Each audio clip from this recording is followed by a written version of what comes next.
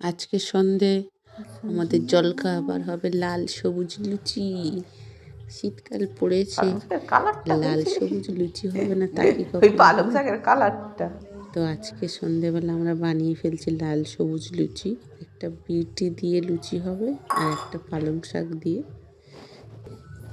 শীতকাল পড়লেই রংবাহারি কত খাবার যে খেতে পারি আমরা, খুবই ভালোও লাগে। তো আমাদের এখানে লুচি শুরু হয়ে গেছে বানানো। তুই কোন কালারের লুচি খাবে?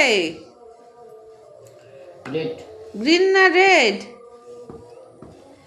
তাড়াতাড়ি বলো, কোন চিন্তায় পড়ে গেছে। হবে না, বলো কি কালার? Green colour. গ্রিন কালারটা কি দিয়ে বানানো বলতো বাবু? পালং শাক। আর রেডটা কি বলতো?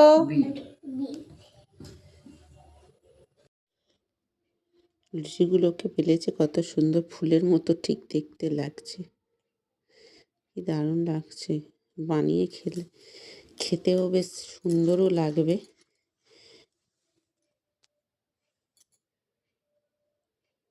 এই লুচি ভাজা হচ্ছে, লুচি ভেজে এবার গরম গরম লুচি আর ফুলকপি আলুর তরকারি মটরশুঁটি দিয়ে খাওয়া হবে।